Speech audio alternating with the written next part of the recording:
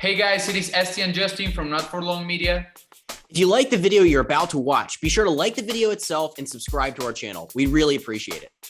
Enjoy the video, and also don't forget to follow us on our socials at Not For Long Media on Twitter, Instagram, and Facebook. What's going on, everybody? This is your host for Not For Long Media, Colin Thompson. I hope everyone had a great weekend. Lots of fun going on in the world of sports. Lots of fun going on in the world in general. Personally, for me, shout out to Fitz and Jane and getting married this weekend. Had an awesome time at their wedding. So happy for them. Known them forever from our high school days, and to see them get married is such a blessing. So congrats to the Fitzpatricks. Enjoy your honeymoon. The weather's changing across the country, which is fantastic. People are getting out and about. I'm down here on Lake Norman. The boats are zipping by. The fun is starting. The weather's starting to turn, which everyone gets really excited for. For me, it means it's back to work, Jack, and which is great. I love my job. But back to work, when the summer heats up, it's back to work. And then when the weather starts to get cold again, you know that maybe work is, coming to an end, and those are sad days because I love those football days. But all good for me. How are things for you, Jack, in the back? Things are beautiful, man. I mean, school's wrapping up, finals week this upcoming week, NBA playoffs heating up, USFL action, sports is kind of starting to ramp up a little bit. Baseball's kind of coming full swing. It's good, man. Life's good. Weather's looking nice out here. Yeah, good times ahead for sure. And we're so excited to have Kenny Albert on this week, an absolute legend. A lot of people know his dad, Marv. A ton of people know Kenny. He's had an equally successful career. I think it's safe to say now, doing it since 1990 in the broadcast industry. He is the voice of so many different networks, but really he's been with Fox almost the majority of the time. And he is the voice of the Rangers. He does so many different things. So talented, some awesome stories. He does Major League Baseball. He's done hockey. He's done football. He's done, Capitals and the Washington Bullets, the AAA hockey teams where he got started. So he's got great stories there. He's done Washington Nationals games. He's done Washington Commanders games. So, again, doing the national broadcast as well with Fox, doing all the football games. You hear him on there all the time. And then doing hockey, which I love him on. I think he's fantastic with hockey. He's got a great voice, great knowledge, great commentary. And he grew up, again, in the business because his dad was like Mr. NBA announcer, all through the heyday of the NBA there. So awesome episode. I think you guys are really going to enjoy all the fun stories of Kenny Albert. He's got great stories, a great memory. He talks about, how he saved every one of his call cards throughout his whole time, his whole career of calling games for, 30 years, and how he organizes them and what he does and all the great people he's able to meet along the way and the stories. So I met Kenny when we were in Arizona, and I met him in the hallway and just bumped into him and shook his hand, and we ended up talking for 30 minutes. I did not anticipate that at all. And he's like, I'll come on your podcast whenever.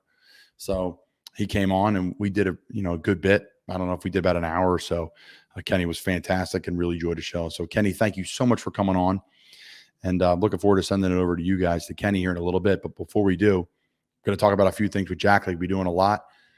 First off, shout out to our sponsor, the official sponsor of Not For Long Media, Wealth Advisory Services. I've spoke about it personally, how they've impacted me with my NFL journey, my family's journey through life, now buying a home, now saving money, now, the wedding, all the things when it comes to finances, the older you get. Wealth Advisory Services have been there every step of the way for me, for my family, for our friends. And the best part is they're so easy to connect with. 100 years of business for Paul, Dave, and their entire staff at Wealth Advisory Services, located in convenient Doylestown, Bucks County, and also in Cape May, New Jersey. So they're everywhere. Text them, call them, check out their website, wealthadvisoryservices.com. Appreciate you guys, the official sponsor of Not For Long Media. So I'm going to jump right into it, Jack. We're adding a new segment. You don't even know about this yet. For one of our new sponsors, the Original Fudge Kitchen, we're going to talk about the fudged up moment of the weekend.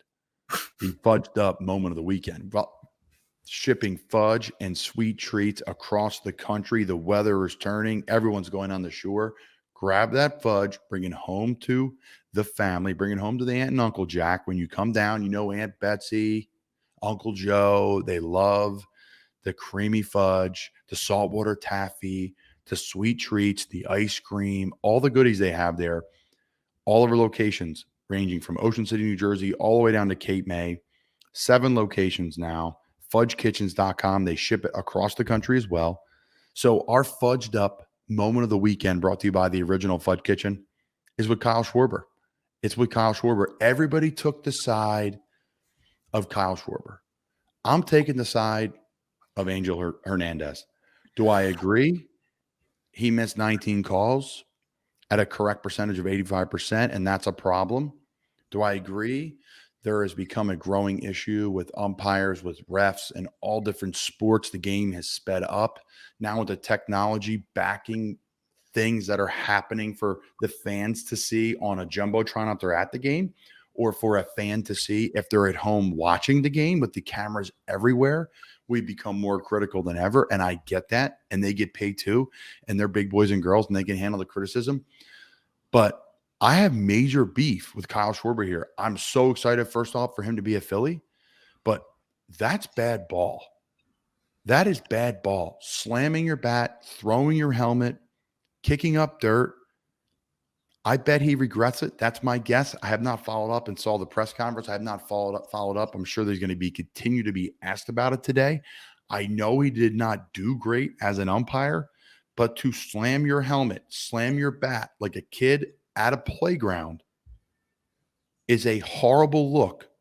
To hit a home run and throw your bat 100 feet in the air, I have no problem with it. You're juiced. You're energized. It's for positive movement. You're going in the right direction.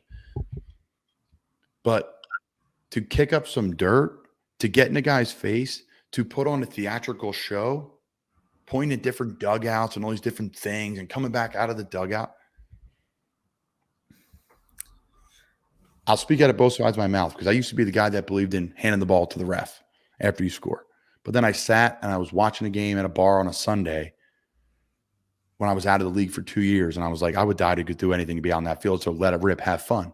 But I think the other side of the coin is you have to be a professional. I thought it was really unprofessional for Kyle Schwarber. So my fudged up moment of the week, brought to you by the original Fudge Kitchen, is with Kyle Schwarber freaking out at an umpire because he didn't get the call he wanted.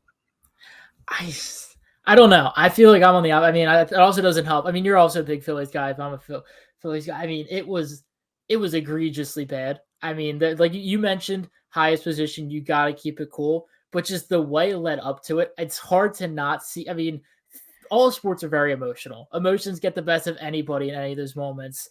And it was so challenging because the pitch was the exact identical pitch right before. It was Gene Segura. It was like almost an identical pitch one. He called a strike, and the identical same other pitch he called a ball. And it was very all over the place. And at that level, you have to be great. And there are so many other great umps. Look at the Rockies game against the Phillies. I think the ump only had one missed call, and it was like by a sliver, and he called it a strike instead of a ball. And that was his only missed call for the remainder of the game. I mean, it's right that umps sometimes have bad nights, but there's also, I think it was a culmination of just the issue of everything. Cause like fans are wanting the robo umps, and like Angel Hernandez has just kind of like been targeted by fans.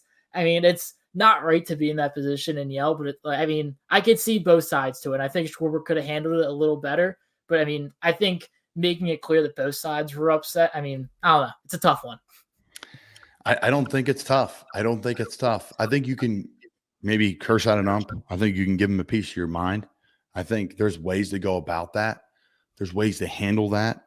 But to throw a temper tantrum out there, I know it's an emotional game. We all do things as players that we regret because of the testosterone running through your body. And you can't explain it to someone who's not out there. You do things your body, what you wouldn't normally do. Mm-hmm. That's what makes sports unique.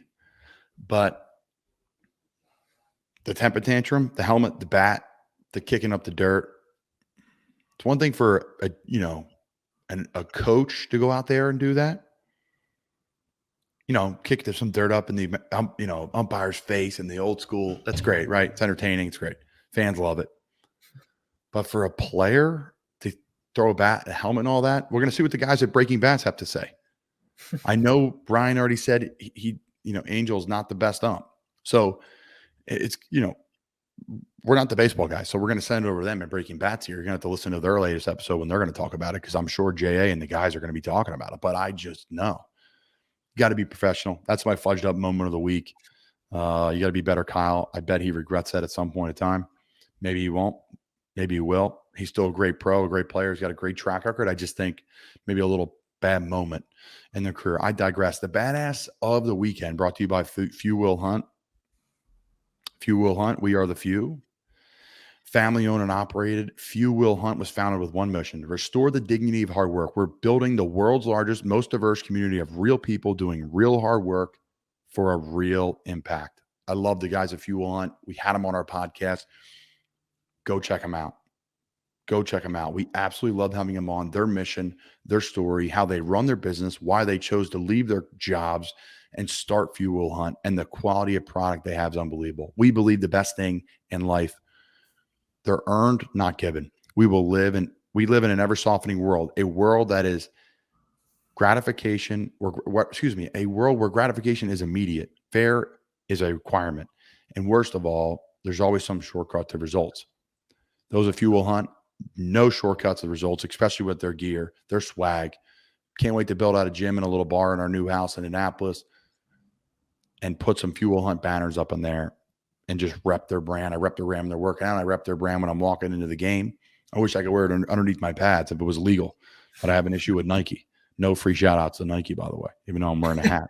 Go Hotspurs. Tough loss this weekend. Tough draw this weekend. Tough loss the weekend before. My Hotspurs are on a little bit of a skid. They're in fifth place behind Arsenal. They have, I think, 5 or 6 games left here, so they need to turn things around quickly. We'll see what happens, but not a Premier League show, not a Premier League topic yet. We'll get into that as that starts winding down. So my badass of the week brought to you by Few Will Hunt. It's minor league football. Bravo, minor league football. There's all these different leagues now. The XFL is coming back. The USFL is back. Right? There's all these different things that pull people away now for football. They have spring games on TV, all these different things. Spring football game, 1 TV viewership. XFL 2001, NBC network, 15 million viewers. Unreal. That was a massive day. AAF 2019, which was on CBS, it aired. 3.25 million viewers. XFL 2020, ABC, 3.9 million viewers. 3.29 million viewers. And the USFL 2022, Fox and NBC on opening day, 3 million viewers. Excuse me, I think this was on Easter Day, 3 million viewers. And Easter, this great article by The Athletic, just talking about, the business of sports in the USFL and how that's worked in the viewership and how important it is to be on big channels so people are watching your games. There was great games.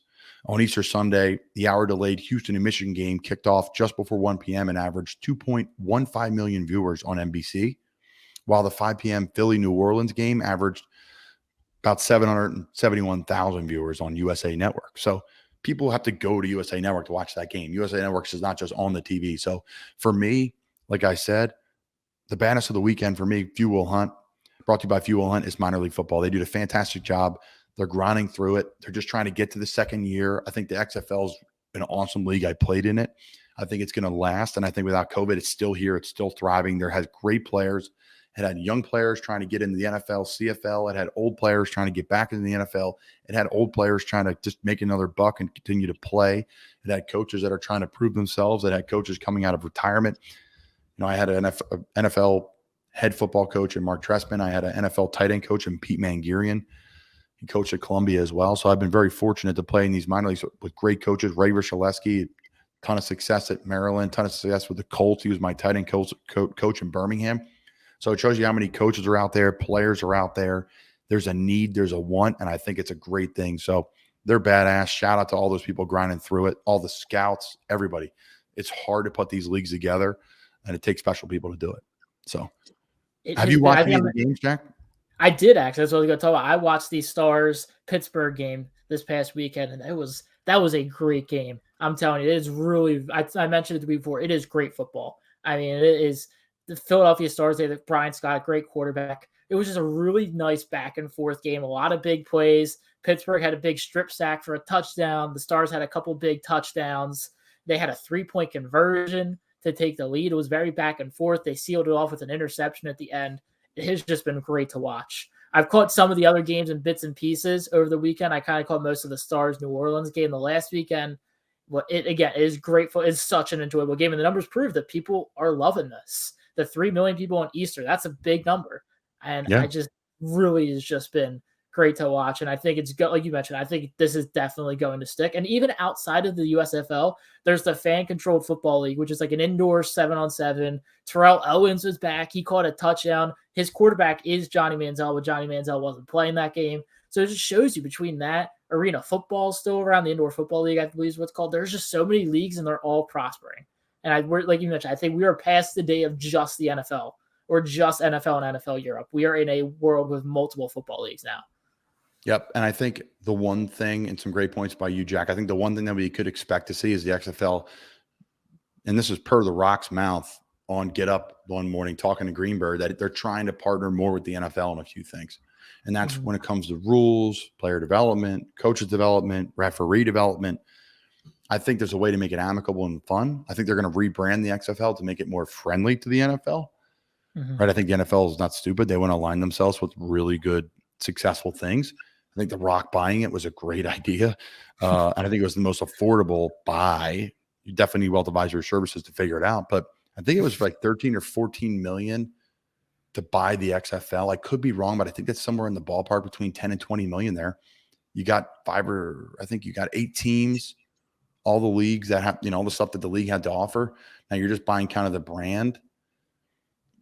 You're not buying any infrastructure that it comes with. So it's interesting. But, if you had the dough to do it and you have some fun and you have the dough to actually pay the coaches, pay the players, rent the facilities, all that stuff, then it'd be a fun thing to own. I think if you could turn it around and, flip some profit. But, hey, keep posting good viewership.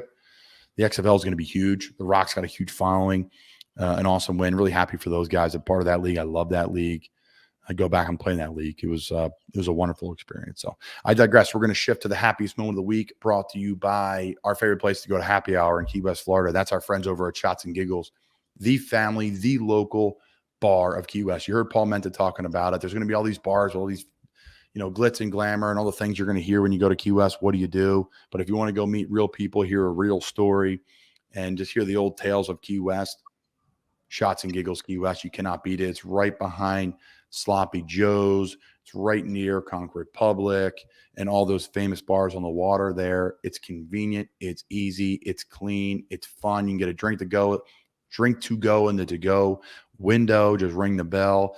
You can hang out on the front porch and do the best people watching with TK and Lance and all the locals and all the just awesome people that we're lucky to call family and friends down there in Key West, Florida. Check it out, shotsandgiggles.com. Shout out to Stephen Hanya. We appreciate your support of Not For Long Media. So our happiest moment, happiest moment of the weekend, brought to you by Shots and Giggles, is for Jay Wright. Round of applause for Jay Wright on an amazing career, shutting it down at 60 years old. No farewell tour, which I have no problems with. I think they're great. Give fans and everyone a chance to say goodbye to legends in the game, Coach K, whomever it may be. But he says at the end, really gave himself a period of time after they went to the Final Four to say, do I want to do this anymore? And he wasn't 100%. He said that. So he retires at 60, a Hall of Fame career, 2 national titles, 8 Big East regular season titles, a gold medal as an assistant coach for the U.S. men's basketball team last summer, 642 victories, 520 came with the Wildcats. So a great career. That's per ESPN. A great career for Jay Wright. Turned around a program that was a team when I was growing up where if they couldn't hit their threes, they couldn't win and all these different things. But consistent, great players, local talent, foreign talent, whatever it may be. They always had great team basketball, a fun to watch product, really well coached. So just have nothing but great things to say about the program. I hear he's a great guy. Obviously, I'm close with Colin Gillespie and Colin's family, and they just have nothing but great things to say about Jay. Jay got emotional talking about Colin when they were giving a Colin award at the team banquet this year, talking about he's the ultimate dream to coach as a person. I think that's, one of the best, accolades you could really get from a peer. So congrats to Jay Wright. Amazing career. When you think of Villanova basketball, Jack, what comes to mind? It's got to be Jay Wright. Jay Wright, just consistent success, and they were fine. I feel like after the season, the team, like the consensus of the nation was like, you know what? I think Nova's a blue blood, or they're on the cusp of becoming a blue blood program. I mean, I was honestly impressed they were able to keep this under wraps until everything was done. They had a successor already named when the news broke. So which means, obviously, I know he was thinking, but like this had been planned out, and it just shows you just like how respected and trusted that none of this leaked. He was able to put out, I mean, the Shams and the Woj, they tweeted about, I mean, it was very close to the official announcement. They probably gave it to him. So, I mean, being able to do on his own terms, go out on top. He's 60 years old. I mean, that's such a young age for most of these coaches retiring. He's accomplished so much. He gets to spend time with his grandchildren. It's a hell of a career for him. I'm excited to see what Nova takes that next step with. I believe Neptune, the new coach from Fordham, I believe is the school he was from. But it's going to be, I mean, if he's handpicked by Jay Wright, I would have to assume phenomenal coach, former Villanova assistant. I know he's a video coordinator at one point under Jay Wright. So really excited to see where this program takes their next steps in terms of, it's also going to be interesting if they lose any transfers or kids stay because they have belief. It's going to be interesting to see the next step. I have confidence that they will continue to be successful, but I wouldn't be shocked if there's like a 1-year hiccup stage because of it. Here's a fun fact about Jay Wright that I don't know a lot of people knew. I heard it before, and Terry Bradway, scout with the Panthers, brought it to my attention again, you know, talking during breakfast this past week. And he said, did you know Jay Wright worked for us at the USFL Philadelphia Stars in the ticket office before getting into coaching? Wow. It's a fun fact, Jack.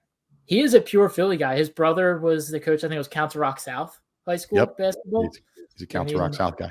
I'm going to read a couple of these stats because I think it's astounding. 4 Final Four appearances since 2009, tied with Tom Izzo, John Calipari for the most among head coaches. 5 number of coaches to make at least 16 of the 17 NCAA tournaments. Wright, Mark Few, Izzo, Self, and Krzyzewski. 6-time Big East Coach of the Year. 6 30-win seasons with Wright. 1 more than Jim Boeheim, Izzo, Rick Pitino, and 6 most in men's Division I history. 8 Big East regular season titles.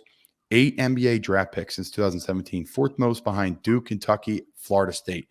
So you're thinking, you know, maybe more of a team game, none of these real stars. Well, they've had a ton of success when it comes to Villanova in the NBA, And these are guys that are either role players or they're coming off the bench as undrafted players and having that role, or you're a high draft pick where you see a guy like a Brunson now playing for the Mavericks and doing great. Someone who said there's no way he's going to be a pro for X, Y, and Z ways. And he's had a great career and obviously a great playoff for the Mavericks. So 9 straight NCAA tournaments, 5th longest streak in Division I history. Just a legend. Already, College Basketball Hall of Fame. He's going to have any job he wants when it comes to off the field stuff. I know he doesn't want to coach. From people I've talked to, that's not a source thing. I just have the gut feeling is I don't think he would coach again. And I don't think from, people that know him that he wants to coach again. Who knows what can happen though. But people are saying the Sixers and all these different things and all these fun storylines. I don't think that's the case. So Jay Wright, happy for you. Maybe go to a happy hour down there in Key West and Shots and Giggles and tip a few back because I know you've been grinding over the last couple of years. So Business of Sports Insider question of the week. Check out our Twitter page is our Business of Sports page.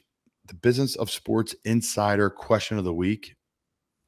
What's going on with Ben Simmons? Talk to me, Jack. What's the word? Not the emotional Sixers fan, Jack, who's frustrated. What's the actual facts of what is happening that at least we know and it's being reported?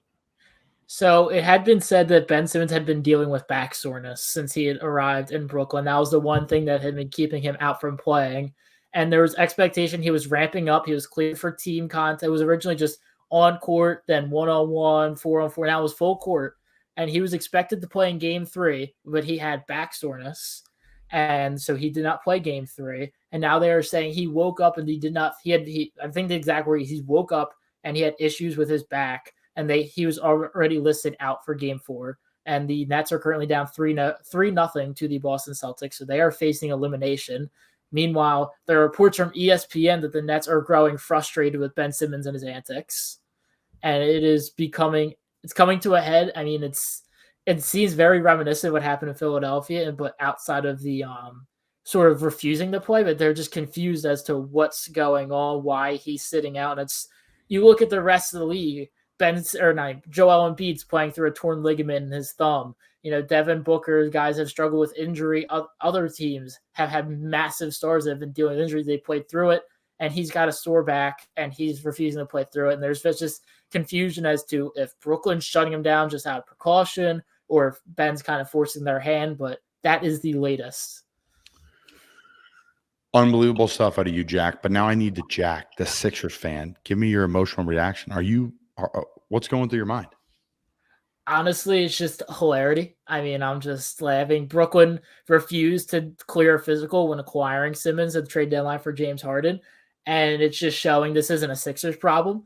And there are people on Ben's side, and now there's almost nobody on Ben's side. ESPN Stephen A. Smith, massive New York guy, was ripping into Simmons this morning, saying he's turning his back on his team. It is just growing frustration across. If the entire NBA didn't hate him or think negatively of Simmons before, they do now. And it's just a massive sigh of relief Philly got out of this, and they got James Harden part of it. But a lot of the main other thing is just feeling bad for Seth Curry and Andre Drummond, going from one of the top contenders in the East to potentially an even better team if Ben plays, and then Ben just refusing to play and then wasting a season of theirs just because they were including the trade. They were upset to be included in the trade, but just now he's not even showing up for their new team. So I'm going to give another unpopular opinion here. Very similar to the Kyle Schwarber situation. I feel bad for Ben Simmons. I'm going to come out and say it point blank period. He has a lot of hurdles going on right now.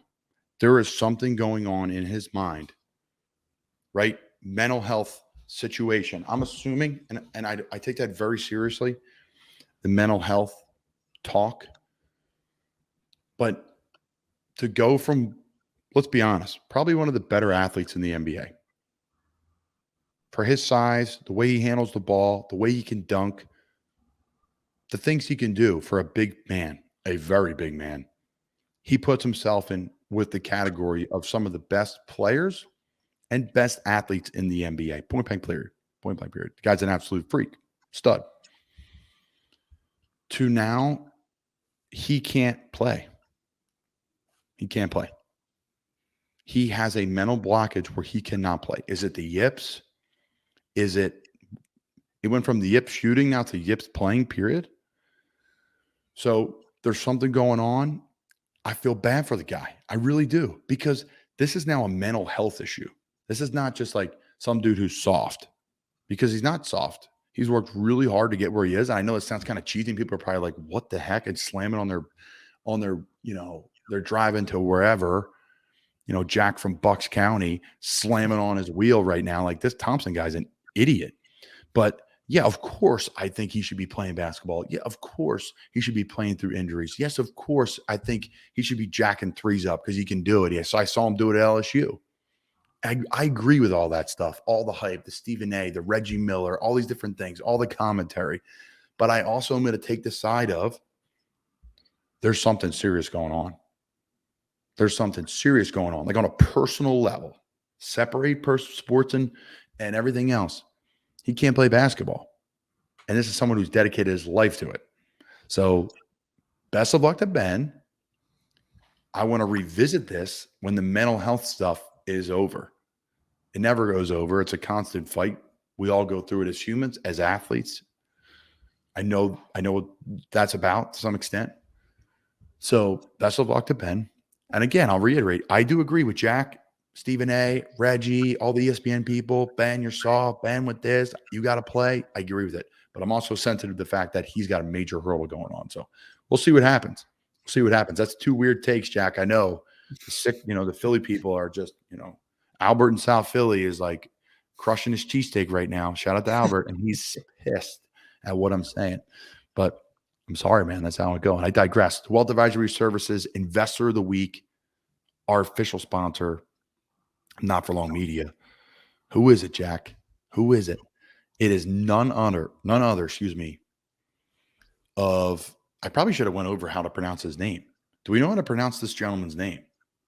I can give it. I don't know correctly. I can give my best stat. I feel horrible. Somebody who's had my name mispronounced so many times that but I'm How going to have, say how have you had your name Nigel? mispronounced? What's that? Oh, it's Nigel Pack. Okay, sorry, I was Nigel reading Pack. it wrong. Top transfer project, Nigel Pack. We're going to get into that, but we're going to go back to one thing here real quick. Jack, how is your name pronounced wrong? Jack Connell. They would say Connell. I've been called Connell. People call me Jake for some reason.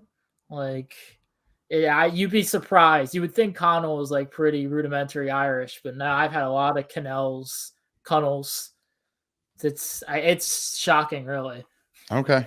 Well, listen, we're going to redo this. So Wealth Advisory Services Investor of the Week is none other than top transfer prospect. Nigel Pack has announced that he will join the Miami Hurricanes, a stud in Kansas State. The rising junior will receive a car and $800,000 over 2 years through NIL deal with Life Wallet. So what a payday.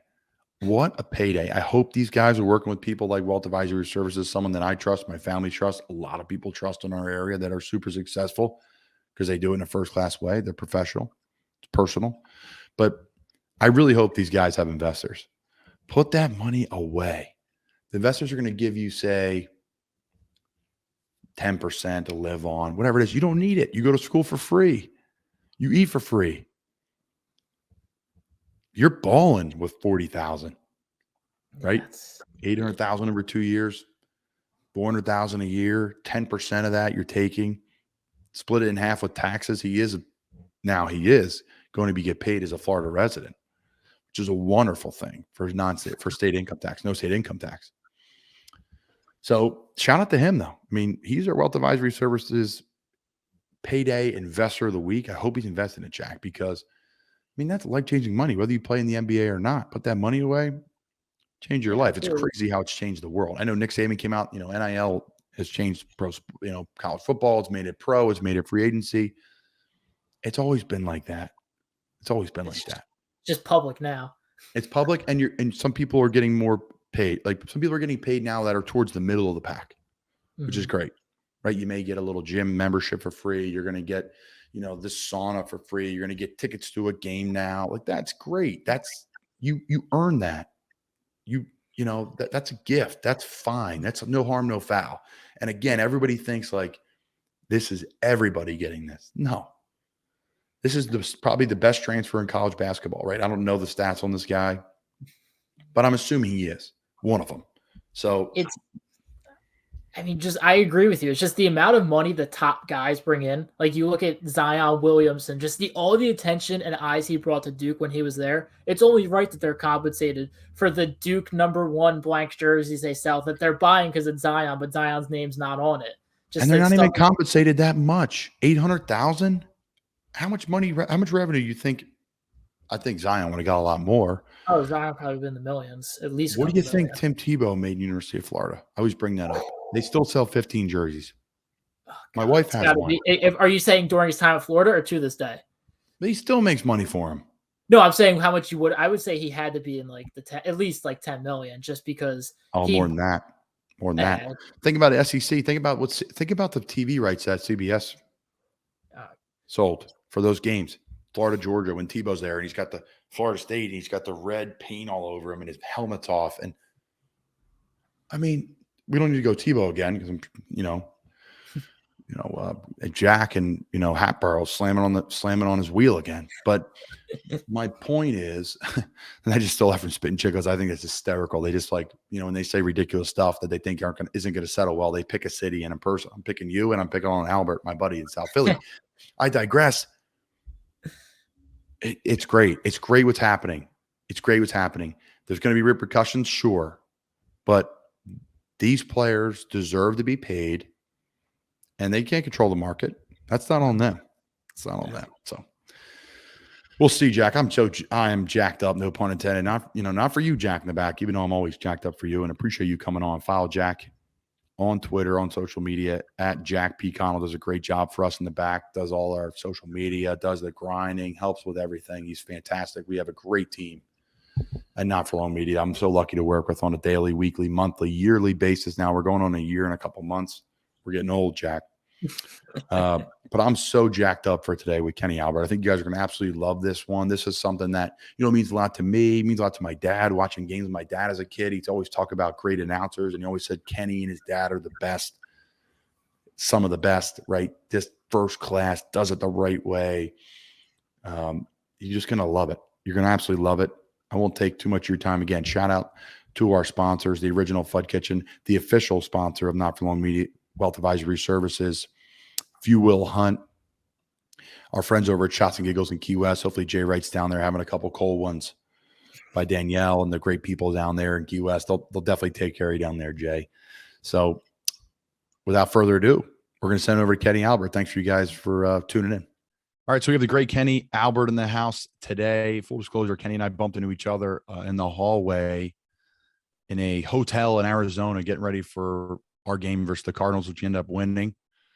I called it in the hallway to Kenny. I said, Kenny, I think we're going to give him hell tomorrow. You did. And we did. It was a big win for us. Appreciate you coming on, man. Great to be with you, Colin. It was great bumping into you in that hallway. And, I've written your name and number and height and weight in college down probably 20, 25 times through the years. Anytime I worked a game that, you're involved in, and it was nice to finally meet you. And, we shared some stories about some mutual friends and you spending so much time in the Philadelphia area. So looking forward to sharing some more of those stories over the next half hour or hour, however much time you need. Yeah, no doubt, man. And we're going to get so much to get into. What a crazy time recording this. It will come out in a few weeks, week or two. And the NHL trade deadline was today. There's chaos in the NFL, NBA. The trade deadline is coming. It's came and when, I should say, or it's on the way. I don't know. It's all blending together. I'll be honest with you. March Madness is going on. The Masters is coming up here at the beginning of next month. So you call it all. You've called it all. But we're just going to start because we were texting the other day, and there's no better person to start with than the great Keith Jones. We were texting me like I'm at lunch with Keith Jones, and he is a mutual friend of mine. Of his is my uncle Chuck Wormley, who covered the Flyers for decades. Tell me about Keith Jones, because you've called so many games with Keith. You broke bread with Keith. You traveled with Keith, and he's a Philadelphia Flyers legend, but really just a legend now of calling the game. He does a great job. He does, and he is a legend in the Philly area. We like to remind him about that whenever we're with him. But I've actually known Jonesy, as we refer to him, Keith, since 1992, believe it or not. My first job out of college was doing play-by-play for the Baltimore Skipjacks of the American Hockey League. They were the Washington Capitals affiliate. And I was so fortunate to get hired in Baltimore in 1990. And I was hired as the radio broadcaster, but at that level, you also chip in so many other areas, in marketing and PR and sales, pick a player up at the airport if they need a ride, etc. So I was with the Skipjacks for 2 seasons. And my second year, which was 91, 92, he came to our team towards the end of the season out of Western Michigan. He had been a draft pick of the Capitals, and Keith Jones, along with Steve Konowalchuk and John Slaney and Jason Woolley, who all went on to have pretty long and successful NHL careers.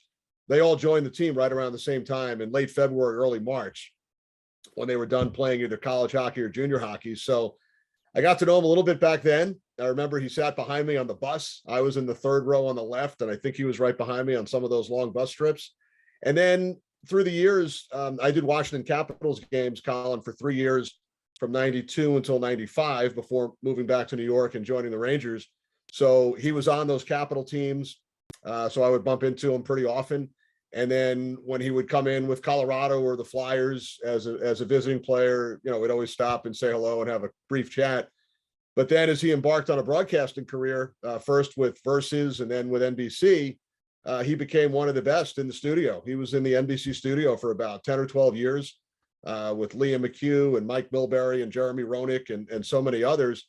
And then this year, we were both hired by Turner to work the national games. NBC did not get the NHL rights moving forward. So Turner and ESPN came in this year, and we've been working together along with Eddie Olczyk. It's been great. As you probably know from your uncle Chuck, who I was a big fan of for many years, I would always read his articles in Philadelphia. But Jonesy's, first of all, one of the most low maintenance guys you can ever meet. He's such a good guy. He has great stories, and he's really done it all in his hockey career. He's played deep into the playoffs. He played on a line with guys like Joe Sakic and Peter Forsberg in Colorado. And then in Philadelphia, he played on the Legion of Doom line with Eric Lindros and John LeClaire. So as a player, there really wasn't much that he did not see. And he did a great job in the studio. And I think he's doing an outstanding job on the games, whether he's down between the benches or up in the broadcast booth with us. Compared to other sports, what is it like calling a hockey game? You know, I get the question so often, Colin. I speak to a lot of high school and college broadcasting classes and camps through the years. And, you know, I could go on for 3 or 4 hours talking about the differences between the sports. I've been real lucky again. I've worked hockey now professionally, hard to believe, for 32 years. Started out right out of college back in 1990. That was my goal when I was a youngster growing up. And again, had a great childhood growing up in a family of sportscasters with my father and my uncles. And it's really all I ever wanted to do. I received a toy tape recorder for my birthday when I was 5 or 6 years old, and I would announce games in my bedroom.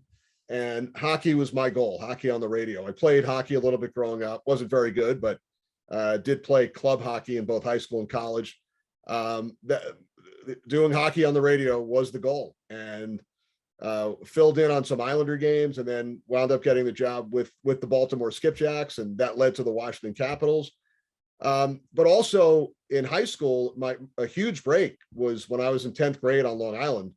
A small cable station, Cox Cable of Great Neck, a neighboring town. I lived in Sands Point, which was part of the Port Washington School District. Cox Cable of Great Neck came to my high school when I was in 10th grade to film a girls' basketball game. They didn't have announcers. They only had 2 cameras. They had a little production van. And I was always around the gym because I was covering the games for the high school newspaper. I was the fill-in public address announcer for one of the teachers who would do it most of the time. So I had a good relationship with the athletic director at my high school. He introduced me to the producer, a gentleman by the name of Roy Menton, who unfortunately passed away a couple of years ago. And Roy said, "Sure, we don't have any announcers." He clipped a microphone onto my shirt, and I announced this girls' basketball game on tape delay for Cox Cable. And I called Roy on the phone the next day, and I volunteered my services. I said, if you have any more games, I was in 10th grade at the time. And he said, great. And for the next 2.5 years, whether it was high school basketball, football, baseball, hockey, lacrosse, soccer, I would have the opportunity to do all these games. And it was unbelievable practice. I would bring friends along as the color analyst. And back then, kids my age didn't really start doing it until college. Now it's a different story.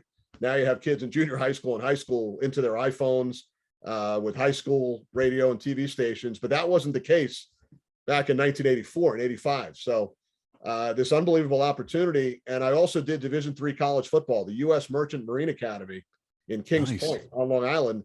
Their games were carried by Cox Cable. So I broadcasted those games.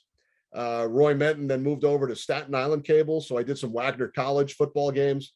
They were a real good program, I think in Division III at the time. Yeah, so I did have some now. experience. Right. They moved up, I guess, to 1AA. So I did have some experience in some other sports. And then when I worked in Washington, my primary job was with the Capitals, but with Home Team Sports at the time, which became Comcast and then NBC Sportsnet. I would do college basketball games, fill in on Baltimore Orioles games and Washington Bullets at the time, now the Wizards. So back in the early 90s, when I was just starting out, I had the opportunity to do play-by-play in so many different sports. And then our lives changed, a bunch of us, back in 94, when Fox, Rupert Murdoch, came in and made this out-of-the-box bid for the NFC package. And at the time, CBS had done the NFC for 38 years. And Fox comes in and takes the NFC away. And they hired Pat Summerall and John Madden, who were the best ever. They hired Dick Stockton and Matt Millen as their number 2 team. But after that, they wanted to hire some young play-by-play announcers and color analysts. And myself and Joe Buck and Tom Brenneman and Kevin Harlan, we were all in the right place at the right time. And we were all hired by Fox in 1994. You know, totally unexpected. None of us had really done much football, but they took a chance on 4 young play-by-play announcers. And, you know, you look at the success that Joe Buck's had, obviously, and Kevin Harlan does a tremendous job, and Tom Brenneman did NFL for 20, 25 years. So we were all really lucky in 1994. You don't get that opportunity very often. So that's where my career started, calling NFL games. So for a number of years, it was mostly NFL and NHL, and then Fox added baseball. So I would work about 12 or 15 games a year. I did some college basketball through the years, and now I fill in on about 15 to 20 Knicks games when Mike Breen has an actual assignment for MSG. So real lucky to be involved in so many different sports. My wife always likes to tell people I've never feel like I'm working, even though there's so much work and so much travel and preparation that goes into it. I've never felt like I'm going to work, which is just, you probably feel the same way. And most professional athletes probably do, but real lucky that I get to do what I love. And, even if I'm not working, I'm watching sports, I'm watching the draft, the trade deadline coverage today, as you mentioned, the NHL trade deadline. So just so much fun to be a part of all of it. Yeah, there's so much to tackle there. Some days I don't feel like I'm working, but some days just hurt a little bit more. Yeah, I'm sure. That's the good thing about my profession. We don't suffer the injuries. But it's still a blast, and I have fun with it. And you don't really have to remind yourself too much. It happens generically. So there's again so much to tackle there. I'm going to take it back a little bit to like that pivotal point where preparation meant the word yes. Let me do this. Let's go do it. How do I attack this? That's like luck in a way. That is luck in a way, and that's my advice where I'm talking to kids, because I'm a young media person, athlete, whatever. I got my hand in a few different things, and so many people say, "How did you do this? How are you doing this? How do you have a podcast?" I'm like, "Well, I just went and did it, figured it out along the way." But I've had a lot of great people along the way give me the opportunities to have airtime, have radio time, do Eagles pre and post game live when I was in and out of the NFL. Just got cut from the Bears or was on my way to you did some Temple radio too, right? Temple football. Yep. Did some Temple football radio and was a sideline analyst, color commentary, interviewed coaches. I have never interviewed a coach before. I was just playing on this field 2 years ago. Here I am with zero reps, not one. But I tell you, you remind me, Colin. You remind me, Colin, of a young Brian Baldinger. I worked with Brian back in the day for 4 years, and he was a tremendous partner. But I remember when he was starting out, he had played for the Eagles, Dallas prior to that. Yep. And he would do the same thing. He would go to Eagles practices and interview coaches, and he would go do whatever Division III college football game was offered. And, it wound up turning into a network job, and he does such great work for the NFL network. But a lot of what you're doing and what you've done certainly reminds me of what Brian did early in his broadcasting career. And, it's funny you mentioned that, the ability to do a podcast and do the radio work through the years. I tell the kids also who I speak with, when I was in college, there was no internet. So we had to fight for airtime. I went to NYU, and we had a really good Division III basketball men's and women's program. And about 4 or 5 friends of mine, we would do the games. We would rotate doing play-by-play, color, producing, keeping the stats. But we had a fight with the music department for the airtime, because the DJs wanted to play their music for 2 hours on a Friday night. But these days, with the internet, podcasts, if you're a college student, you can, go out to the soccer field and broadcast a game over the internet if you want to. You don't have to rely on waiting for the airtime to open up on an actual radio station. Yeah, it is remarkable how times have changed.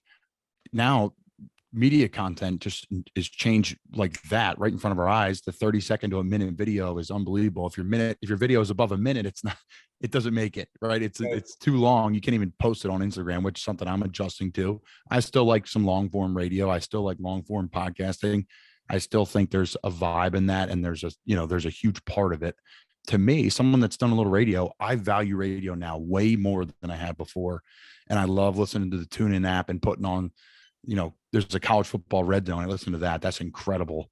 I love listening to, I pop on your games. Even when we do the Rangers, if the game's on TV, I'll mute the TV, find your game. If you're doing the radio, a lot of times you're doing the game, but I just love the radio side of it. It's been so fun. I hope it doesn't die. I don't think the radio in sports will die. Obviously, different types of radio are dying because of, people are taking in content differently. How do you see the future of broadcasting? Because we see it in media, but how do you see the future of broadcasting changing? Because it's inevitable, it's going to change. Right. I agree with you. I hope radio never dies. I grew up, again, back in the 70s and 80s, listening to a lot of radio. We didn't have, believe it or not, cable TV in my house.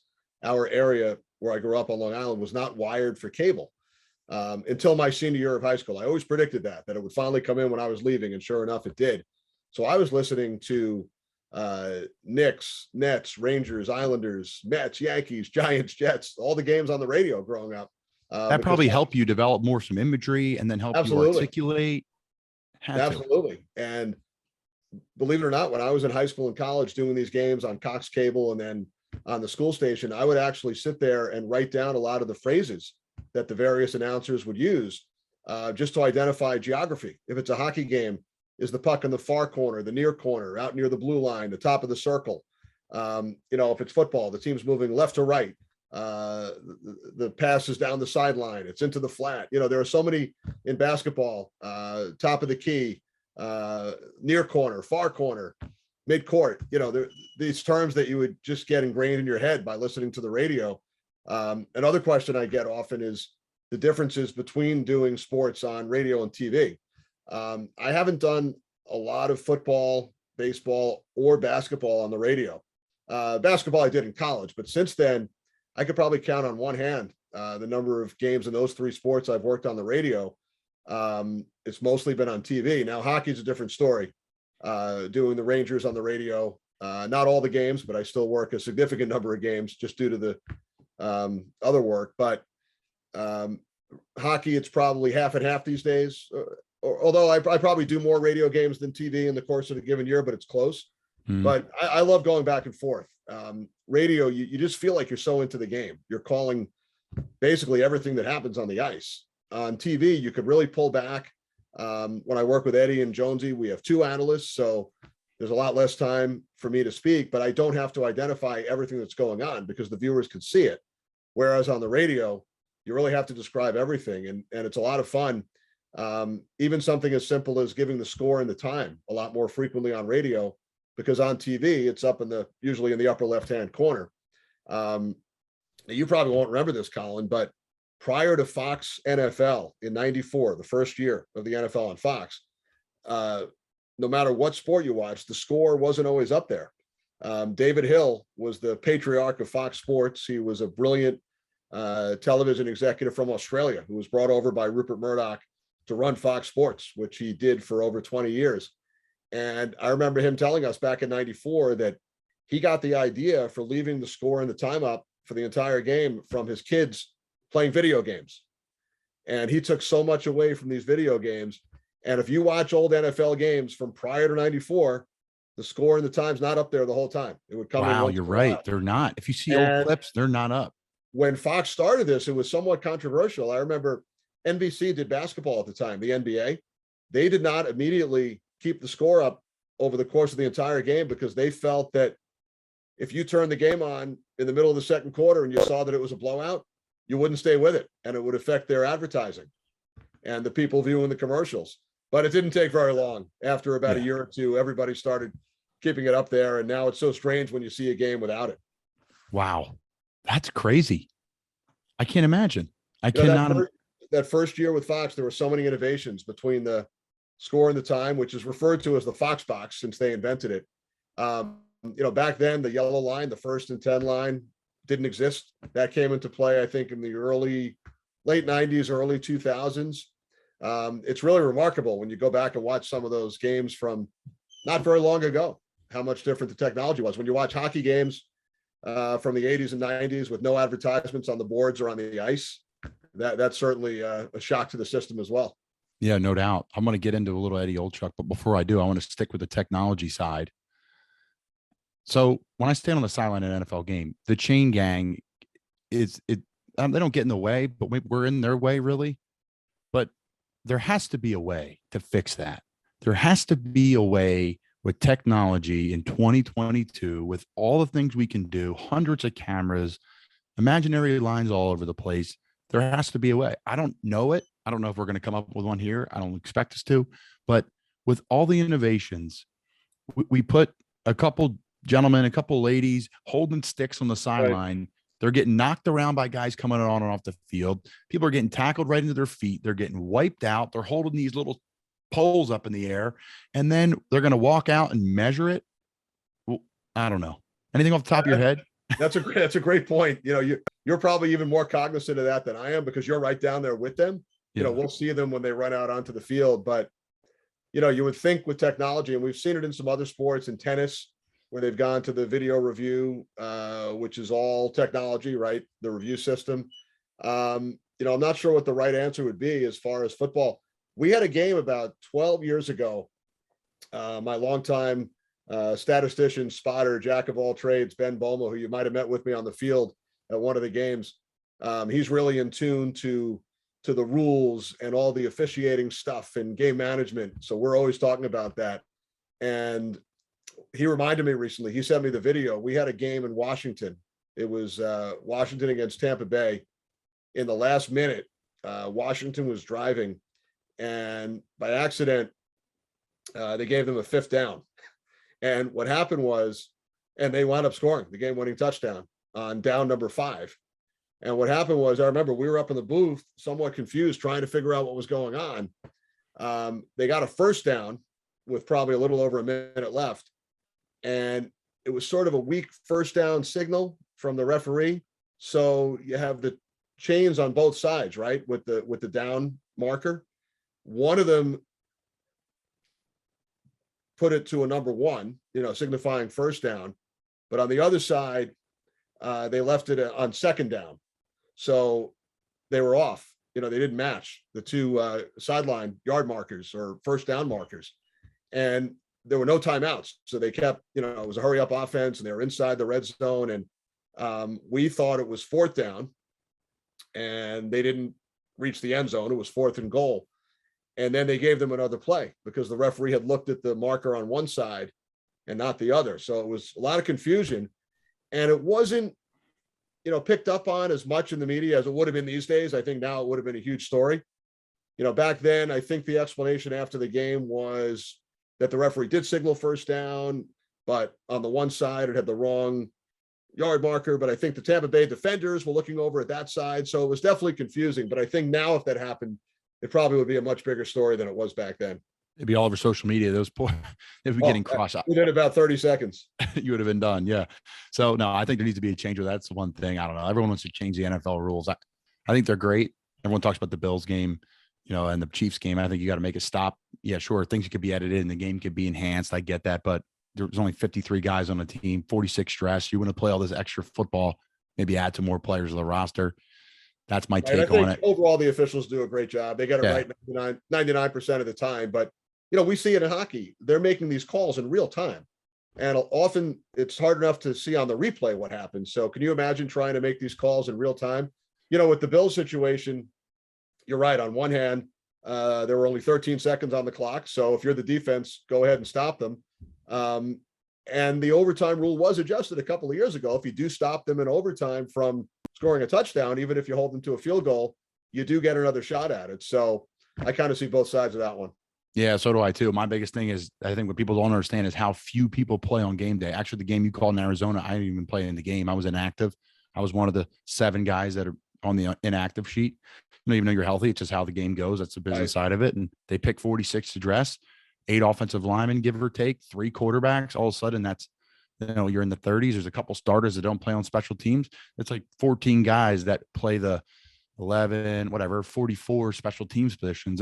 At the end of the day, like, how many more plays can you play in a game? How long do you want these overtimes to go? So that's my gut with it. I never really understood why they have the game day inactive list.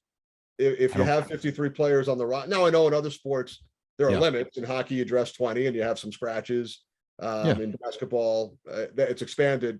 It used to be 12, now it's 15. But in football, you would think, just due to the nature of the sport and the injuries, you know, why wouldn't they increase that? Maybe not all the way to 53, but 50 on a game day. Yeah. I know in the past they've said it's a competitive balance thing, that when you get down to the end of the rosters, maybe certain teams have an advantage due to payroll and such. But interesting. You know, I'm not educated enough on it. I've always felt, why not? If you have 53 on the roster, yeah. Can you imagine being the coach on a Super Bowl or a big playoff game that has to go tell 7 players you're not dressing? I cannot imagine. It's one thing if you're on the practice squad and, hey, you're not playing in the game, you're on the P squad. If you're a guy who's been in and out of lineup, like last year, I was active for 14 weeks. I think I played 9 games. I don't know the exact number, but I cannot imagine. You make it to the Super Bowl, you get a tap on the shoulder, you're down. I mean, that is just, How does that work? When do they usually tell you if you are down? it goes back and forth. It just depends what's going on. You have a feel for it throughout the week based off how much time you're playing on special teams. But I've been on places where I started at punt the whole week. You're starting at punt, and that means you're playing in the game. Like the punt team is like, Right. you're in. Like that's a big deal. So I'm like, here we go. I was starting to punt. And then all of a sudden by the end of the week, you're not playing, like literally like the day before. And then I've been on things where like, hey, you're probably going to be down this week, and I'm down. And all of a sudden you end up playing in the game. So especially with COVID and all that stuff, you got to be ready to go. It's a whole nother mental, oops, sorry, I hit my mic there. It's a whole nother mental game. My former partner, Daryl Moose Johnston, who I worked with for 10 years, He's he great. always told a great story. He was on many of the special teams with the Cowboys throughout his career with Dallas. And they had Joe Avizano, the late Joe Avizano was their legendary special teams coach. And at some point in Moose's career, he was playing a lot on offense, obviously blocking for Emmitt Smith. And he felt like it might help his body out, help with the wear and tear if he got off a couple of the special teams. And he's told this story on the air. He went to his special teams coach, Joe Avizano, and politely asked if he could take him off 1 or 2 of the special teams because he was playing extra number of plays on offense. And the response was, I'll go to your running back coach and I'll have him pull you off the offensive plays. Yep. No, they're huge value. You're starting to see now some special teams guys get paid a little bit in the NFL, a little bit more, some more tenure, maybe some guaranteed money, because like these guys can wreck a game, 1 or 2 plays. You got, the guys like Slater, with New England, but there's some guys that are across the league that people have no clue about. I'm like, that's one of the best players in the NFL. Like, guy is unreal. And that's something that from a TV standpoint, I don't know if anybody's ever done a good enough job of pointing that out and showing, we try to as often as possible. But I remember when John Madden, we would have our Fox NFL seminar in the summer, and all the announcers and all the production people and the executives were in a big room. And John Madden was a big proponent of special teams. And he would always bring up the fact that whenever there was a big special teams play, we would always be going to commercial because it was usually on a punt. So there's a punt, stoppage in play, you go to commercial. And that was something that he brought up every year. So I think after that, we all realized, hey, we might want to, start paying a little more attention to the special teams and try to bring it to the viewers, because it's really 1/3 of the game, but you don't talk about it nearly as much as the offense or the defense. Yeah. And I think for guys that play primarily on special teams, we get that. We understand that. We all were starters at one point in time, either in college or in the NFL. We understand, but it's a huge part of the game. I know the 1/3 thing, people think it's kind of cliche, but we all see it. If you have a good punter, good kickers, you have good players that can go make tackles. It's almost like being an offensive lineman. If you don't hear about it, you're doing a really great job. Right. So I think we did start to see with John Harbaugh and a couple of others, Joe Judge getting head coaching jobs who were special teams coaches, and Rich Bisaccia, I thought, did a great job in Las Vegas this year. He had been the special teams coach for a long time and then was the interim head coach. So those guys are starting to get noticed, which is a good thing. Darren Rizzi in New Orleans, I think he was just named assistant head coach of the Saints. So the special teams coaches are starting to get a little more recognition as well. Yeah, no doubt. They know the bulk of the roster. They spend the most time with us. They know everybody but they even spend time with the quarterbacks. Either a trick play is going in or they have to be a holder or something. So they know everybody on the roster. We're going to keep it NFL. We'll get Eddie Olchuk in the NHL here. I'm a huge NHL fan. For those that listen, they know that. NFL wise, there's been more movement, more chaos.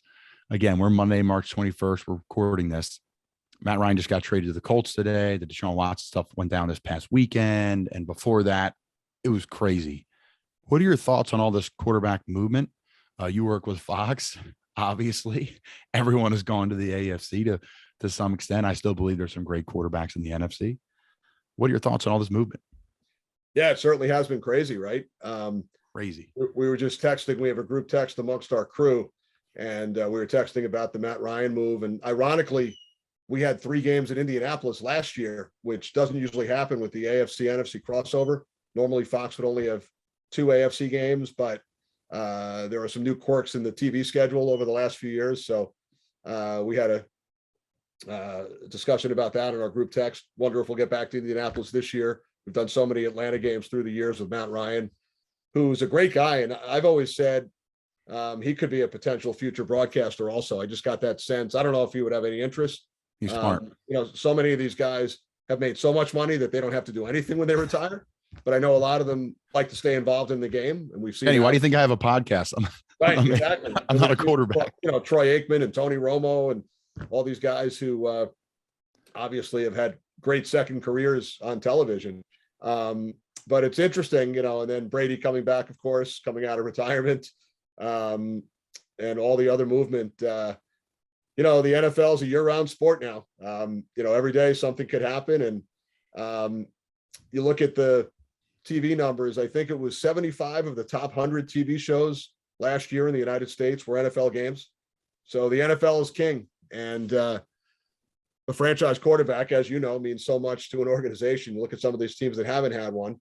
Indianapolis has now gone through a number of them, right, since Andrew Luck retired, looking for the right fit. Carson Wentz moves to Washington. So it's fascinating to see how everything is going to play out with so many of these teams. Yeah, you mentioned Matt Ryan maybe moving to the booth. He's got a couple of years left for sure. I know you know that as well. He's absolutely a stud. And been fortunate enough to get to know him. We had his cousin Mike McGlinchey on. Right. Played football with all of his cousins at Archbishop Wood High School. There's this great family, great football family for sure. So again, you talked about people in the booth. There's some guys that you've worked with over the years. I was going through your list today on, of course, Wikipedia. Where else do you look? I might hold the record for the most analysts combined in all the sports. Right. I know it's not an official stat that's kept, but I think it's over 225.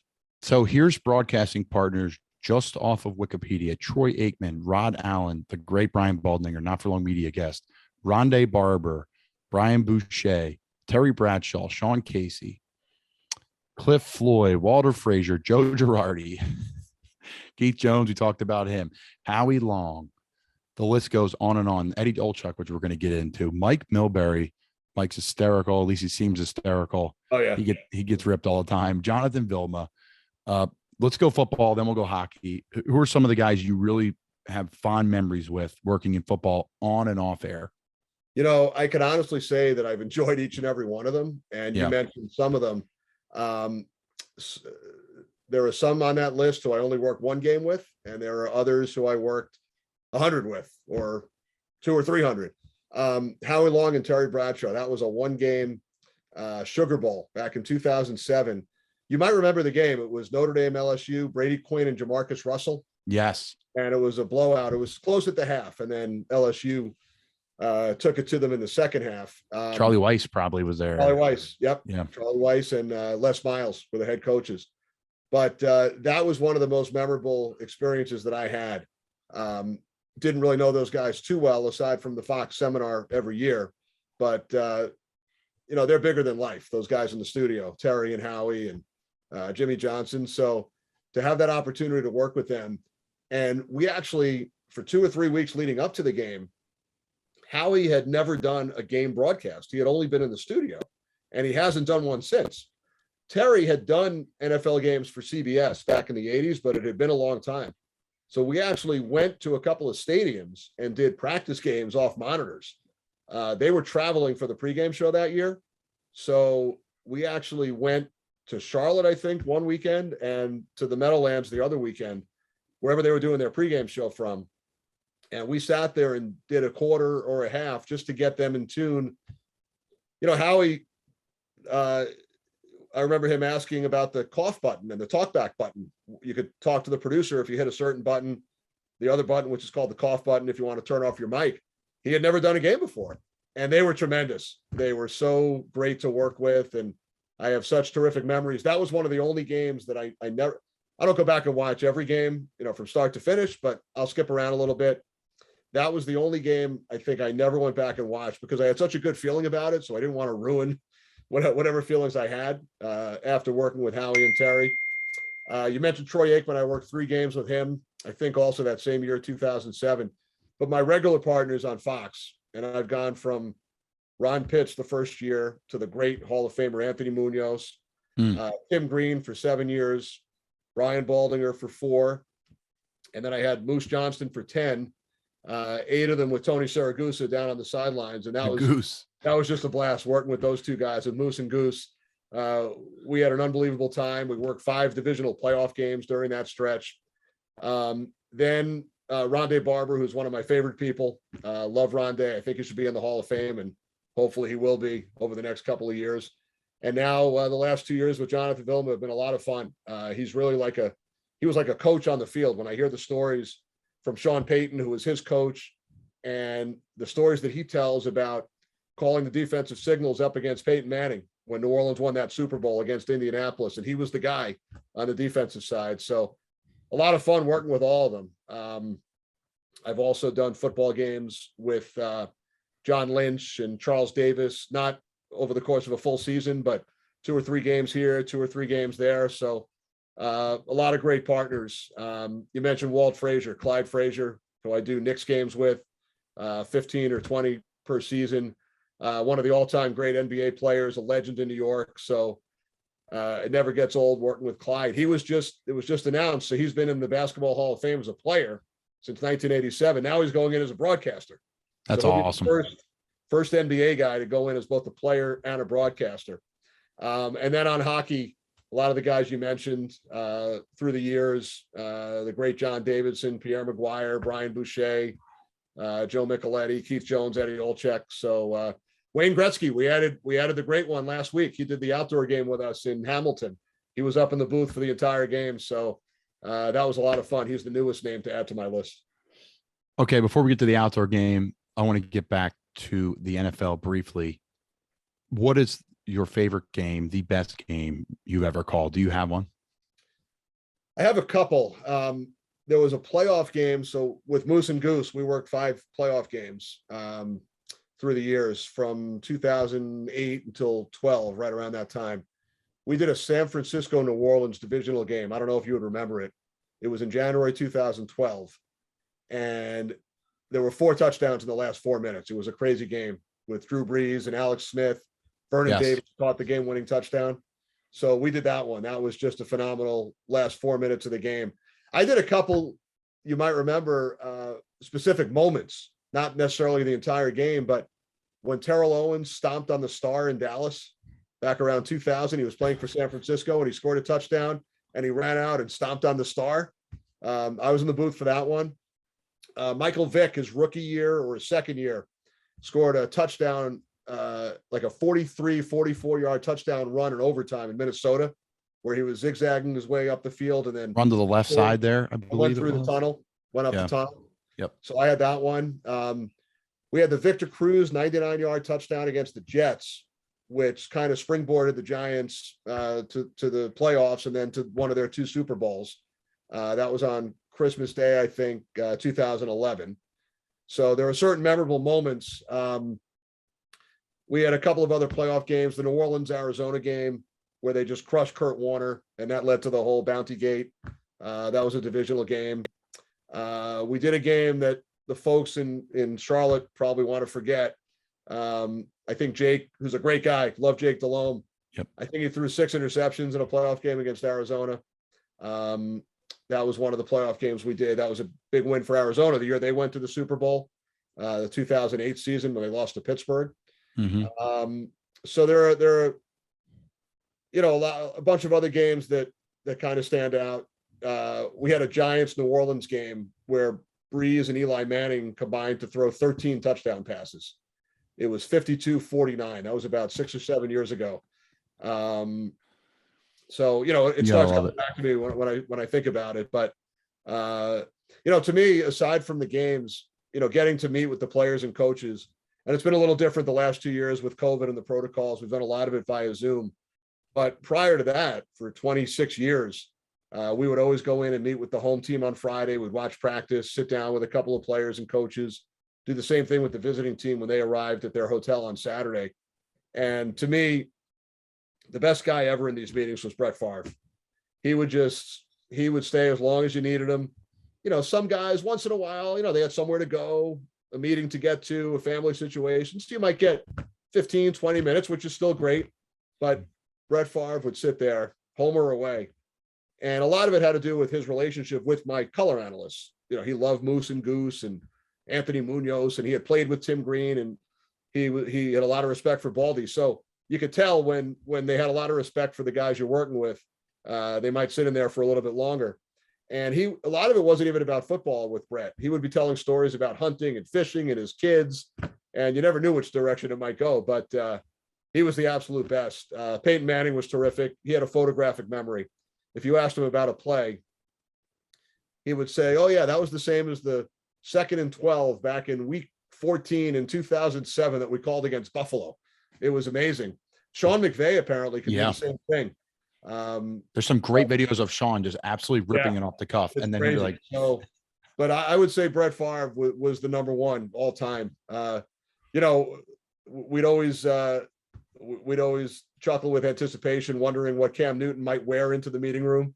I remember a couple of times on the road, he'd have some kind of a colorful suit with a hat on, and because at home, you get the guys off the practice field, but on the road, they're usually coming off the airplane. So just a lot of fun. Belichick's a guy I get asked about a lot.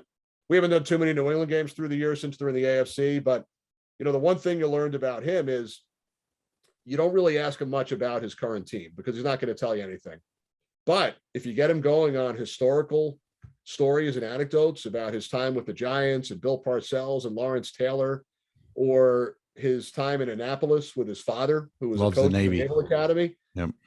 He once went on for about 45 minutes talking about the fact that everything he learned about football came from the 1964 Naval Academy team with Roger Staubach, and his dad was a coach on that staff.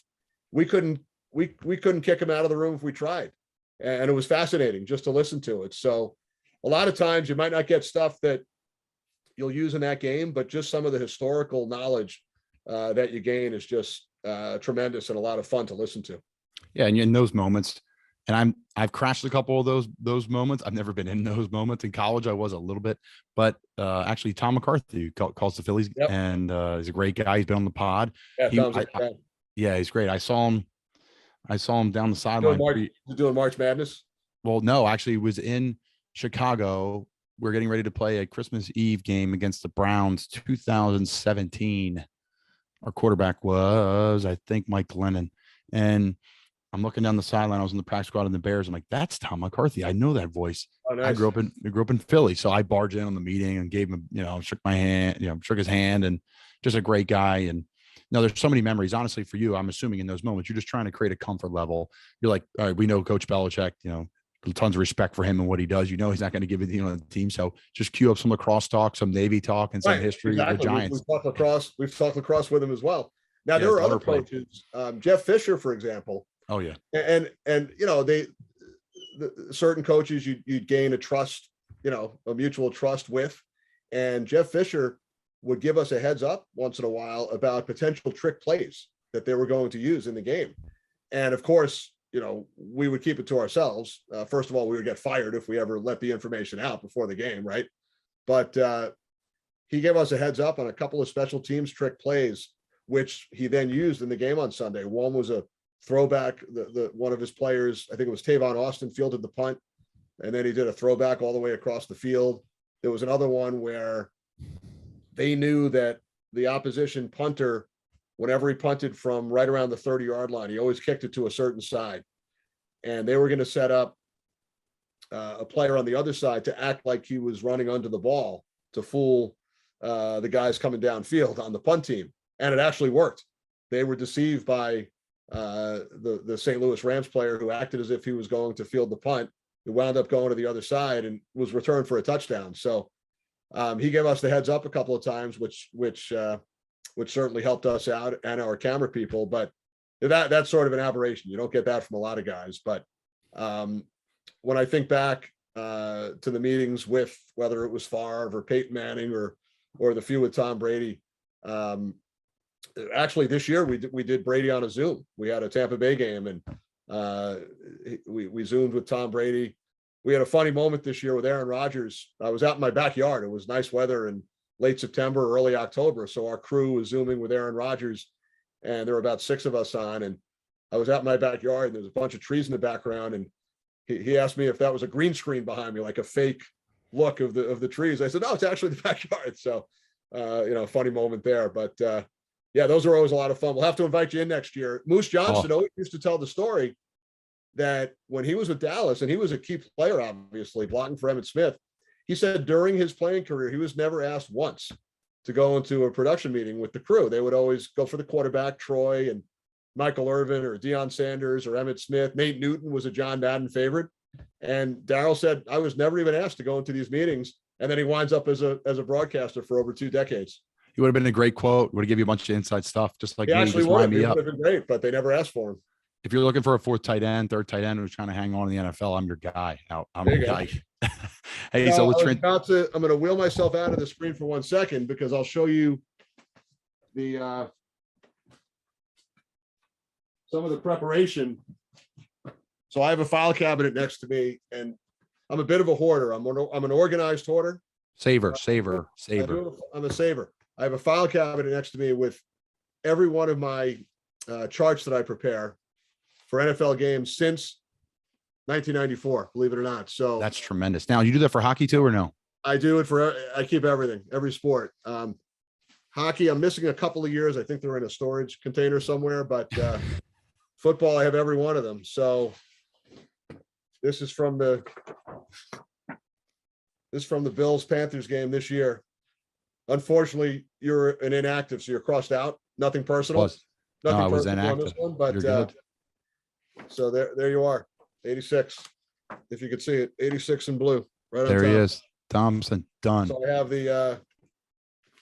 the height, weight, the 2 schools, Florida and Temple. There you go. And then That's I have great. notes that you spent time with the Giants, Chicago, Tampa Bay, and the XFL. There you go. Last year, 1 reception, 1 touchdown. I have that marked down on there. 100%. So I could pull out, if there were previous years, I can pull them out. But this is pretty much, so that's your offense. And then that's the Buffalo defense on top. Yep. And then vice versa on the other side, we have Buffalo's offense, Carolina defense. So when the week starts, I usually have a pile of stuff to read. A lot of it's on the iPad now, but it used to be printed out. With technology, it's a little bit easier. But whether it's articles from both cities, stats, different emails we get from the network, from the NFL, from the teams. And then I like to have it sort of whittled down towards the end of the week to just this one sheet with both teams. And then I have one other card here with general information, the team schedules, scores of the previous games. And then inside is where I take the notes in the meetings with the players and coaches. So for this game, we spoke to Matt Rule, Sean McDermott, Stephon Gilmore, Phil Snow, and DJ Moore. There you Those go. That's a good group. From the Panthers. McDermott, obviously from Buffalo, but I had his notes on the same side. And then we had Brian Daboll, Josh Allen, Jordan Poyer from Buffalo, and McDermott. So that's it. It's pretty much these 2 sheets on a football game day, and then it goes in the old file cabinet to be preserved forever. Back in my Temple days, I would, and I still have some of them saved. I was like trying to find something similar to that, right? But I don't know. I'm just figuring this out. So I bought a stack of Manila folders online, and I was just using Manila folders, and I just flip it up and I pop it up like this. And I would tuck the notes in my back, in my belt there, and then pull them out. And it was a guy named Bruce Beck in New York. I don't know if you're familiar with Bruce. Long I time know his local name. sports anchor on NBC. He probably has thousands and thousands of Manila folders. That's what he uses. And he'll put photos on Instagram of all the Manila folders for every event, every newscast. So you're in good company with Bruce. Okay, good. See, you brought up Brian Daboll. Can you talk about the story with the jerseys behind you as we transition to the NHL? Yeah. So I was telling you that before we got started. So before that game, your game against Buffalo, we Zoomed with Brian Daboll during the week, and I had never met him before. I don't think I had ever met him. Jonathan Vilman knew him well. They were with the Jets together when Brian was an assistant coach there. So they had a relationship. So we get on the Zoom, and I was about to ask a question, and he stopped me. He said, I got a question for you. Is that a Wales or a Campbell Conference jersey? Those are the old conferences in the NHL during the 80s and 90s. And that showed his NHL, the scope of his NHL knowledge. He was born in Canada. He grew up in Buffalo. He was a big Sabres fan. So very impressed that he was wondering if that was a Wales or a Campbell Conference jersey. Very impressive. And for those listening, they've actually written that down in my notes here. For those listening and not viewing, that is a old school NHL jersey, no names on the back. But no, I didn't write it down. But Yeah, You got it right even here. I'm not even sure where I got that one, but I figured during COVID, when we were all doing these Zooms, I needed something good for the background, so threw it up No there. doubt. No doubt. All right. So you just covered the outdoor game. What are they calling them now? There's a million different names. Stadium series. Much to my wife's disappointment, I now have so many parkas in the closet from these various events. They're sweet. Whether it's NFL on Fox parkas, and if you'd like one from through the years, I'm sure she'd be happy for me to send it along. Send them down. My wife will not be happy. I don't need any have- more stuff, but you're Probably have welcome to 20 send it. NFL Fox parkas, but I'm looking at right behind my computer because I wouldn't dare put them in the closet. They're sitting on a chair in my home office. I have the 3 parkas from the 3 different outdoor games we've worked this year, because one has a patch from the Winter Classic, which was in Minnesota. Sweet. Then we had the Stadium Series in Nashville and the Heritage Classic in Hamilton. So 3 separate parkas with 3 patches. So I might get in trouble if I try to sneak them back into the closet. But I'm serious. If you want an NFL on Fox parka, it's yours. Send it down. I'll wear it in the game. I'll wear it You in got our games when you're calling the game. That's great. So what are those games like? I know they're freezing cold. It's a cool atmosphere. Called Olympic games, which are so cool. I'm so bummed the NHL players didn't play in the Olympics this year. I get why, Yeah, that would've been a lot of fun. 110%, but that would have been so much fun. We've been dying for it, but because the game's in great shape, when it comes to just balance across the league from great players in all these different countries. It's not just Canada anymore, or US, it's everywhere. I digress, but what it's like calling these outdoor games? So I've probably worked about 10 of them now through the years, either on radio or TV.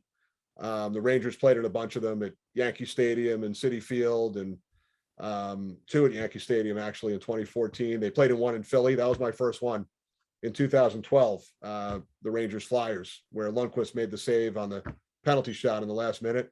Yep. And now I I've was worked devastated. I could not go. It was New Year's Day. right around New Year's. Yeah. Yeah, I was in the Under Armour game, and it was my senior wow. year. And I remember just sitting there. I'm like, wow, this is what I'm doing on New Year's right now. I'm watching TV. And I have no idea. Now I look back, Yeah, I'm that like, was- yeah, no That shit, was a dude. fun game, at least from a Ranger standpoint. Yeah. Those games are very challenging to broadcast because we're so far back and so far up in the broadcast booth.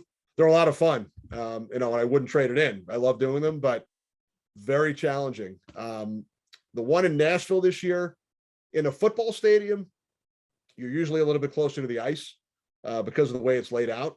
In the baseball stadium, like Citizens Bank Park, the rink is out near second base. So depending where the press box is, the one that we did with Wayne Gretzky last week, where I had Eddie and Wayne and then Jonesy downstairs, we were in Hamilton, Ontario. It was the Canadian Football League Stadium where the Tiger Cats play. Our booth was on the 7th floor of the stadium. We were way up there. So luckily, we had normally for hockey and football, no matter what sport I'm doing, I'm looking at the ice or the field, calling the game off the playing surface. But for some of these outdoor games, I go back and forth with the actual ice and the monitor, right? A big monitor in front of me. And for the outdoor games, you have to go that route. But like I said, it's a lot of fun. With Wayne in the booth, it was a little more storytelling than usual. It's a TV game versus radio, so I don't have to describe every pass, every little thing that's happening. And we had some great conversation with Wayne during that game, but the outdoor games are definitely challenging because of the location of the ice to the broadcast booth. Yeah, no doubt about that. And I started to use binoculars in that game in Philly in 2012. I tried to use binoculars, but I realized pretty quickly you can't follow the puck that quickly. I would use them before each face-off to identify who was on the ice, but it's tough.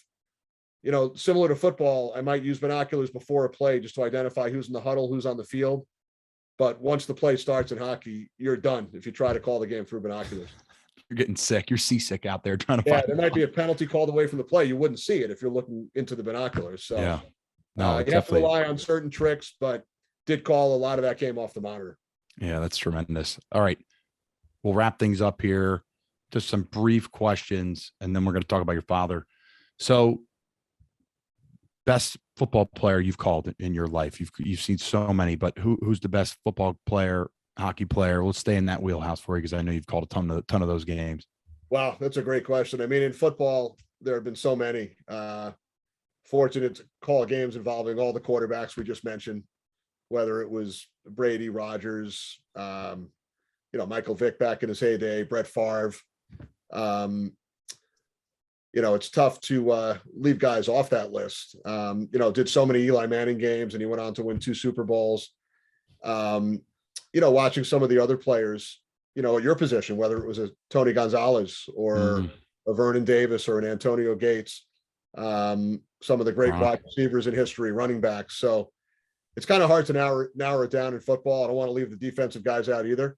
But in hockey, to me, it's Gretzky. I know some people would say Gordie Howe or Bobby Orr, and I didn't really see a lot of those guys. But when you look at Gretzky's numbers and what he did, his assists, his points were just so far ahead of everybody else.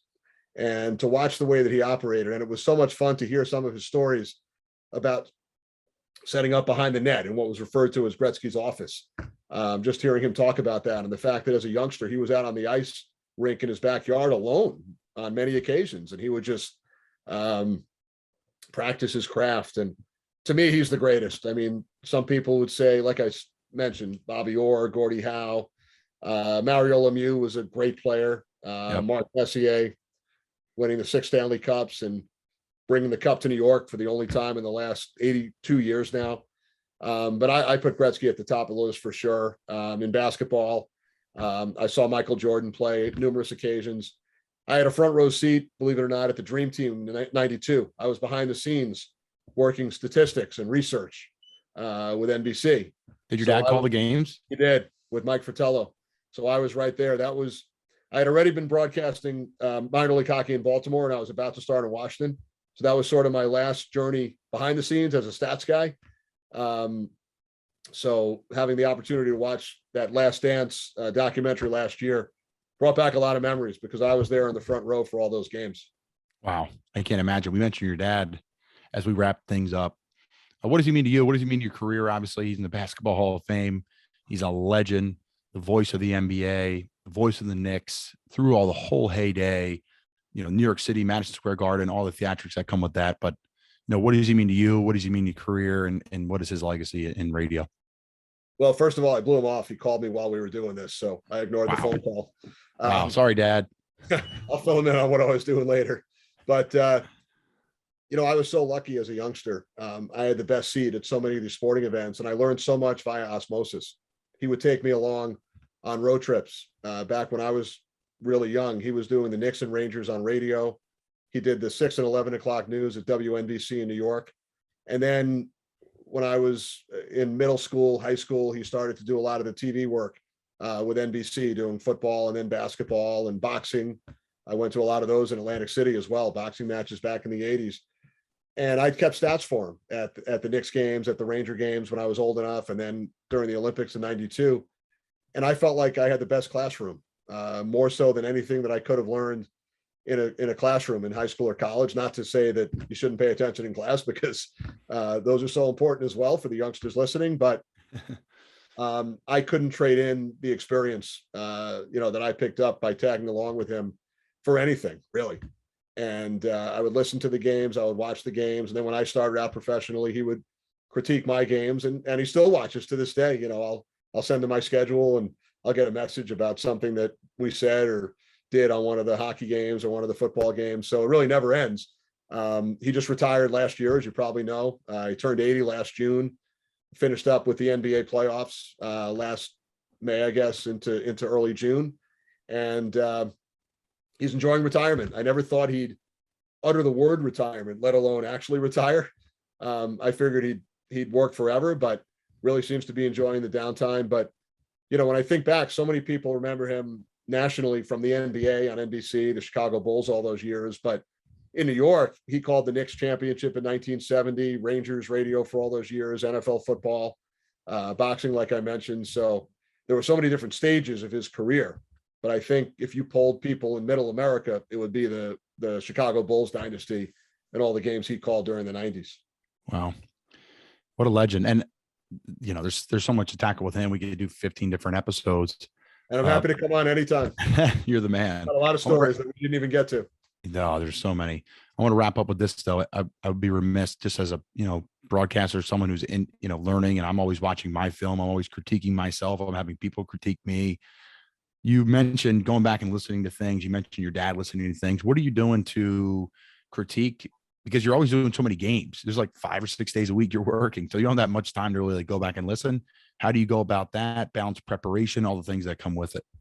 Probably don't do it as much these days because the preparation to me is so important. I probably should watch a little bit more than I do, but in the early days I would. Football, I usually go back and watch a good portion of the games, but not as much with the other sports, with hockey and basketball. You know, I remember early in my career when I was hired in Washington to do hockey, to do the Capitals, midway through that first year, the executive producer by the name of Bill Brown, who I'm so grateful to, he hired me in Washington, and then he wound up working at Fox as well. Just a great guy in the TV world.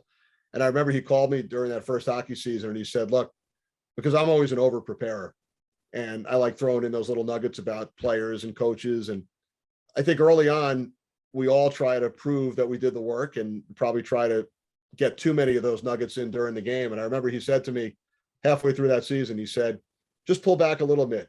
You got the job, you know, you've already been hired, so you don't have to throw in every piece of information. We know that you've done the homework. And that was a really good teaching point because what I learned is the game is the most important thing. You have to let what happens on the ice or the field or the court dictate what you say and which directions you go in. So on those charts that I showed you from football games, I probably use 5 to 10% of the information, but you have to have it just in case Colin Thompson scores a touchdown or when Cam Newton came into that Arizona game this year early in the first quarter and ran one in. That was one of the most memorable moments from a game I worked this season when Cam came in, joined you guys a couple of days before the game, and our director Brian Lilly, producer Fran Morrison, and our camera guys, they were right there when Cam scored the touchdown, and he looked into the camera and said, "I'm back." That made every highlight show around the country for the next week. So and the little Fox logos in the bottom left-hand corner. So that was a camera that one of the technicians on our crew actually came up with the year before. I forget the name that they had for it, but it actually brought you even closer to the players on the field. And that was that camera when Cam scored the touchdown. So I know I'm going off on a tangent there, but you have to be prepared for everything. You know, for example, in that game, I probably had some kind of a note about Cam's record for rushing touchdowns in a career for a quarterback, because I think he's at the top of the list by far, right? So when he signed with you guys that week, we had to be ready with stuff on Cam, even though he didn't start the game. I remember we spoke with PJ Walker that week and got a lot of great stories about his time with Matt Rule at Temple and their time together. And then the story about the Andrew Luck connection, Oliver Luck with the XFL as commissioner. PJ was 5-0, right, in his 5 starts. And then Oliver Luck, he had been a teammate of Andrew with the Colts. He recommends him to Oliver. He goes to the XFL, winds up in Carolina. So that's the stuff I love. I love the research, the stories. Whenever I got together for the first couple of times with Matt Rule, given that he's from New York, I would always ask him about his time growing up on Roosevelt Island for a little while in New York. And he told us some great stories about, you know, taking 2 subways and a bus to get up to a field to practice on his youth football team. So that's the key to him. Bill Belichick has his key. That's for Coach Rule, but he'll give you, I think Coach will give you a good quote. He usually speaks his mind. Ask him about New York, his time growing up in New York. For any broadcaster out there now, I'm kidding. Yeah. Ask him about New York. He loves talking about New York. I remember telling us about what he had to do just to get to a football practice as a youngster up in, I think it was Van Cortlandt Park in the Bronx. He had to travel an hour and a half just to get up there. So it's those little background stories that I always love getting out of the players and coaches. They might not make air. I had one yesterday that I was a little frustrated that I didn't get it on there, but I'll save it for next time. But Zdeno Chara, who's 45 years old, still plays for the Islanders. He was actually on the ice for Wayne Gretzky's last goal in 1999, and he's still playing in the NHL. So that was one that I was hoping to get in. The right moment never really came up, but next time we have him in a game, I'll try to use it. He's probably going to play for 3 more years too. So you probably got plenty of time. It's funny because when I was at Temple, I would prep for the games and it was a competition for me because I had to fill the void, right? I'm training, I'm doing my stuff, but it's not the void. But when the lights come on, can you deliver? Do you have the facts? Do you have the knowledge? And I found myself early squeezing in the facts, finding different things, finding things on social media, finding things about players.